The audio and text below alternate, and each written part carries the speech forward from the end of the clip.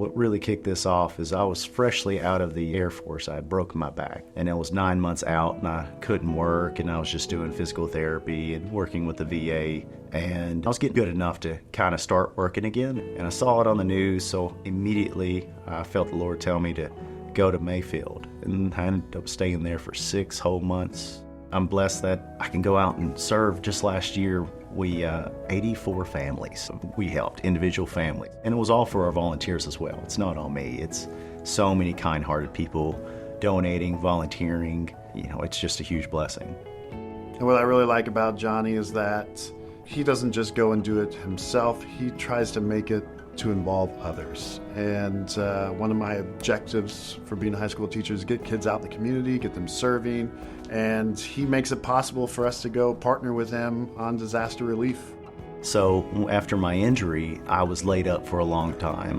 I didn't finish my contract. I didn't serve as long as I'd like to, and I was feeling really down about that. What pushed me out of that darkness was Mayfield, and honestly, it healed me. He would go above and beyond for anybody. And he started this nonprofit disaster relief out of his own desire, out of his own budget.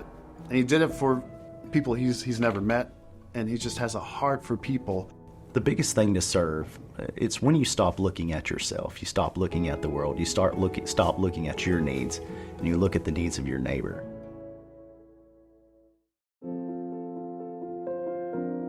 I nominated Matt because he just kept showing up and was consistent and persistent, but was quietly there for a while. And then I was like, hey man, you're here every day. Your persistency and your leadership of let's get things done. And it was one of those things where it was like, I think we got ourselves a DVL already, and he didn't even know it yet.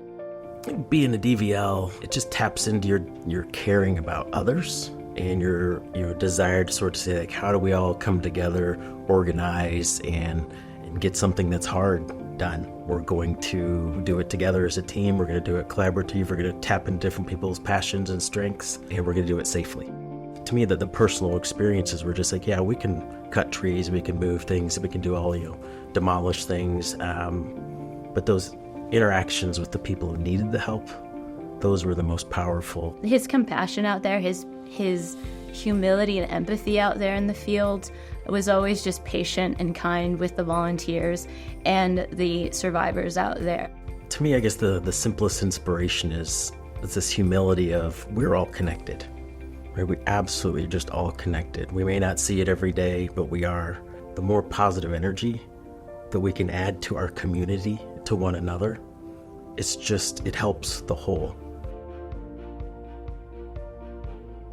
Back in 2020, when the tornadoes hit and everybody just kind of flooded East Nashville on their own, I was included in that.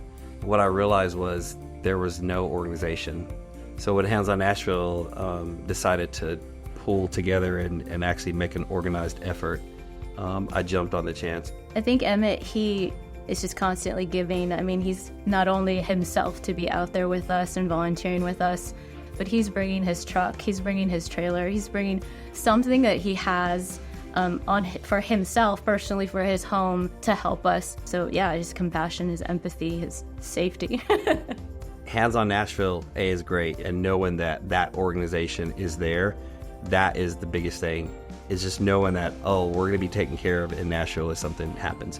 To also be a part of that, knowing that I'm helping figure out how this is going to work, is also a pretty awesome thing to be a part of.